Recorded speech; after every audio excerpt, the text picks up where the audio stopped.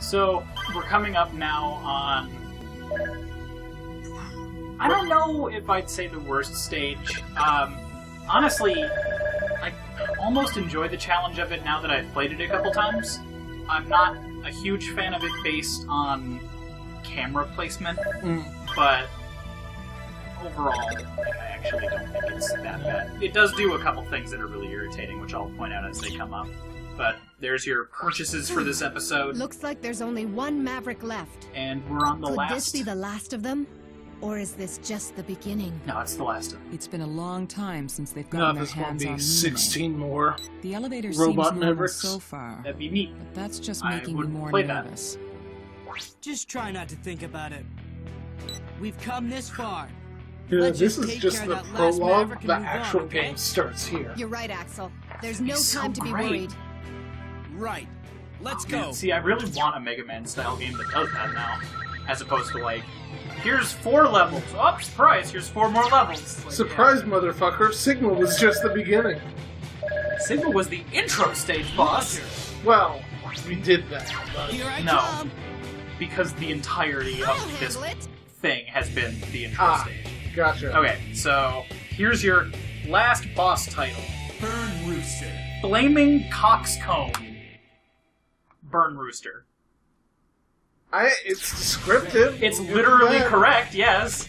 This plant harnesses the heat of a volcano to incinerate So, garbage. we've got another It's a volcanic dangerous fire place, stage, but and we have no choice but this to put part an end is to the the uprising. most... Well, worst. technically it's not. Technically the next phase of it is. But this mechanic, I think, is the most egregious part of the stage. It's basically like those Infinite Runner or like Infinite Climber style games, except going downwards, which on its own wouldn't be an issue because there's no fall damage, but the bottom of the screen counts as a bottomless pit. And in the other version of this level, back in regular, which you've now already had for a couple days, I actually fall and die on one of the platforms because I'm just barely on the threshold of it, so you can kind of feel the weight of X stopping on a platform, but the game's like, well, I'm sorry, that's the bottom of the screen, you died. And it's like, don't do that. Like, you can have a long climb down, but don't do it this way. It doesn't work. Just have, like, spikes on every other platform or something to justify why you don't want to just blindly fall down. Yeah, or, you know, I don't know. Like, there's other ways to do it, and I feel like they didn't. But that's basically all there is to that, so I'm gonna see if there's any... let's see. I was mainly assisting with X7, but I got a more main role in X8. As far as the coloring went, I didn't want to put too much of my individuality in there, but I did want to express some new concepts through the art, and that's why the arms and legs turned out thinner than the traditional designs, says one of the artists in the book. So, this trap room is horrifying when you stop and realize that all of these things that are screaming in pain are living inside a furnace and jumping out on fire. Why are they programmed to feel pain? Bulbrights are the most advanced new generation Replids, even though I think they're technically mechanical. I really do like the slimmed down look of this game. Yeah, it works surprisingly well. Like, honestly, I think I prefer some of the classic stuff, because it's iconic that way, but they didn't do a bad job. So, that hole up there, over those spikes, is, Zero Weapon. And we're gonna need to get there with Axel with a DNA core ability, a Flight one. It's actually something that comes from X7 originally. It is all the way at the bottom of this shaft area, which, so, in the irregular version I hate on this a lot. And there is still a couple things that I could definitely call wrong with it. The most of that being this right here. The health bars? The health bars are blocking a lot of these upward spikes, and the camera is so close, which works for the entire rest of the game. But in this instance, you want some more real estate to make sure that you can actually see what's above and below you. Yeah. The reason long falls through spike tunnels worked in the classic games is because you were really tiny, so there was a lot of screen real estate to work with. And when you hit a transition, you have that split second where the screen is frozen and you can map out the next areas in your head. It doesn't quite translate well to this because it doesn't do that. There is no stall to give you that kind of heads up. Well, now that you bring it up, I'd actually like to see a comparison of how much screen real estate you have in each game. Just like comparing character size on screen with the background. Yeah. That might be neat. That would be pretty cool. So, if you didn't hear it because, or read it because I was talking over it, the legs we just got give X an invisible dash, which is really, really nice, honestly. That's who you want to copy, the flight guy. Also, make goddamn sure you do that, because there's only one and he will not respawn. You will have to die and start over, or like restart the level or whatever. Which is, I think that's the single worst part of this entire deal, is the fact that I've actually gotten down here before, and like accidentally hit a wrong button, or like did double attack when I meant to do character switch or something, and that's it. Like that entire, and I checked, I climbed all the way back to the top, and came back all the way down to the bottom. You will not respawn.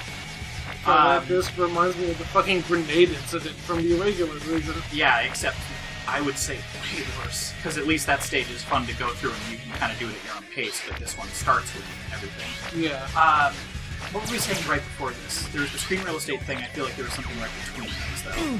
I don't know. Just in general, like, I feel like, you know, having to backtrack is definitely a bummer. And overall, it doesn't really translate into 3D very well. But having played through it a couple times, this is actually a really, really satisfying level section to play through. And it's one of those things that, like, I can totally understand hating the absolute shit out of it originally, but it's one of those things that with repetition you get so good at that it feels really good to be able to do, like, that one dash I did where I was, like, probably 2 inches above those spikes and I still do the air dash through. It's like, it feels really good to nail all of this. This isn't doctored in any way. This is all one solid run. I feel really proud of it because up until these recordings I haven't been able to do it. So I think that's kind of a strength of a Mega Man game, is the replayability. Yeah, like replayability, you're always improving. And there are certain times where definitely a bad stage is just a bad stage. Like, I can't justify Man of War's level. It's just a bummer. Like, it's not actually a stage. Or, you know, I can't justify some of the other right chaser just stages. Immediately, his animations look so much better than they did in fucking X7. Because there's actual animations. Yeah, it's not just T-posing around like a dumbass. Yeah, and you do kind of need to do this quickly. Luckily, if you get into there, you can automatically do it without having to go back. But, you know, the core could run out. If it runs out in there, it's not an issue. If you're in an area that you had to A-trans in to get into, you'll always be left with 1 point until you're safely on. So you can never get trapped. That's some smart game design. Yeah, it only comes up a couple times in general. The other is in Bamboo Pandemonium stage. Meanwhile, in X7, they're just like, fuck it, just place another enemy in there. Yeah. But yeah, so level design. There are definitely instances where it's just bad as bad, and that's all there is to it. But then there's ones where you think it's bad, but when you take a step back and realize how satisfying it is, when you go all the way through what you're really good at, it's like, okay, alright, I get it. This makes sense. Or it might feel a lot better if you're not going out of your way to collect everything. Yeah. Because if you didn't have to backtrack, I think this would be a fun segment. Yeah, there's also that, too. Like, if you're overcoming it and it is difficult, then it's good without the collection, and if you are collecting, then it feels good to do. Well, That said, this might be what you have to say, that section also has another item that you need a zero weapon to get to. And it's the weapon I just got in that section. So you have to do that whole pipeline death trap a minimum of 2 times, technically 3, because you're advancing back down. So you can get back with the T-Breaker hammer, which, spoilers, that's what I got, and Gravity Antonian's technique for him, that overhead swing that we saw way back, to break a hole in the floor, get a thing that I could have probably just done something else to get. Or a different weapon, put the hammer somewhere else, I don't know. I was going to say, X7 is a goddamn contradiction of itself in regards to that 100% thing. Like, on one hand, it feels nicer to blow through all the stages in X7 without worrying about shit. Yeah. But then you're not getting strong, so it's still a goddamn nightmare to play through, so there's no real winning with it. Yeah. But then the New Game Pluses are almost good. We'll probably end up doing some kind of final thoughts thing at some point. I'll have a lot of words about X7, but that moment currently has passed. If you sum it up, don't play it. So this section throws in a lot more of the exploding proximity crates. A couple close calls here. If you get stuck at the top, you won't instantly die, but it will damage you and shunt you down through the platform, so you kind of need to be on your toes about that. It's nice that there isn't instant death above and below. And I think the crates add a little bit of extra interest to this, but it is still just like, please... And it's not like this is randomized either. This is a fixed pattern, so it's another memorization thing, except unlike the Spike Gauntlet, because you're being forced through it and it's not really quite as creative in any way, it feels a lot worse than like, yeah, you know, I aced that, I air dashed above the spikes, and someone's just like, yeah, but I sure did. Go. I've learned anything from Kid Icarus and Mario 2, vertical platforming sucks. So I don't know how you do a volcano climb like this and make it fun, but... Well, I mean, it's all within reason, because the volcano climb in X2 is really fun. But it's also a lot shorter. Well, yeah, but all of the elements are there, which is like, you're good to go. Yeah, I don't know. but you're not trying to stretch it out to be 2/3 of the level. Yeah, and I think it's more that. Like, it's less that it's impossible to do, and more that if you're going to do it, you need to make sure it's engaging, and those platforms are not the way to do it. Yeah. Also, I goddamn love Burn Rooster. He's one of my favorite Fire Mavericks in the series. Fucking firefighting type, once again, Burn Rooster, son of a why bitch. have you Right? started a riot? It's super Sigma common. controlling you? My master. He will have his revenge for all the Reploids whose broken bodies rest here. What does he plan to do? You know, he's Rooster, just your using lips are you, still going? nothing more. You're not actually talking right now. Using me? If that's the price I I have fucking to love pay that to the bring in-game about the models new actually world, have lip flaps. so be Yep. it. It's so good! I don't mind when they're not present, but it's always nice to see it. Especially compared to fucking X7, where it's just disgusting to look at. Yep. I mean, granted, this one isn't lip synced at all, but... Well, I don't know, but there's some effort there.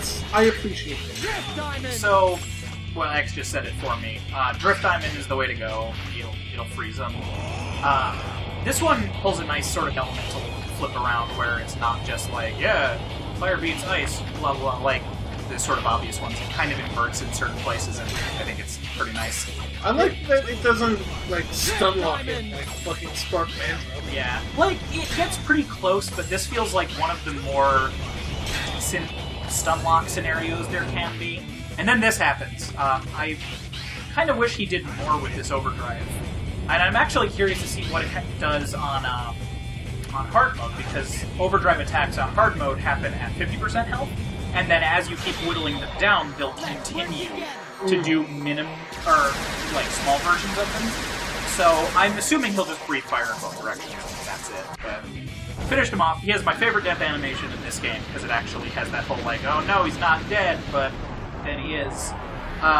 It's kind of a bummer because I always finish it off with the double attack, so he's always too close, and so like, he kind of clips into you. The volcano has that gone always out of looks control. Half the time the platforms Escape are through the raised. mouth Yeah, of the volcano but it's a nice and await effect when it does well. teleportation. But now we've got this, which is a double-edged thing for me, because on the one hand, fuck these goddamn platforms, they're boring, I don't want to see them a third time, and also, this is probably the easiest part out of all of these. Like, I think those platforms will start to fall, but they have to be like, directly above the lava, so at that point you might as well just fall in anyway, and it's not really as interesting as it could be. On the other hand, I think it's really, really cool that they put in a post-boss event, since that's not a common thing at all, and it doesn't happen in a lot of games in general, let alone a Mega Man game, which is like, yeah, you beat the boss, you did it, and then out of nowhere, holy shit, there's another phase. I think they do it more in the Zero and ZX games, but... Yeah, they come up more later on, but I don't know, there's just something about it that's like, okay, you know what, I'll give this a pass this one time. And I've actually never died on this part, so I don't remember if you have to do the boss fight over again, or if it just takes you back to the start of this phase again. I assume we'll have to fight him again. At some point I'll check and confirm that. It obviously won't be in this commentary, but Again, like, it's not super hard. I don't even have X's high jump boots right now because I got the invisible dash. Oh, that's what I was talking about earlier. I got an invisibility dash, which lets you pass on harm through enemies and projectiles, and also your ground running speed is faster, so that's what I got out of that. And even though I couldn't jump higher anymore because of it, I still beat that thing. So don't you worry, you can do it too. Also, Axel got a goddamn flamethrower. Squirt gun. Super soaker. And Zero got a pogo stick. Yay! It's the toy level. Oh, and a giant squeaky hammer! Oh my god, it is the toy level. Looking for Rooster, bringer of fun. That looked like a hard fight, but there was never any doubt that you'd come out on top.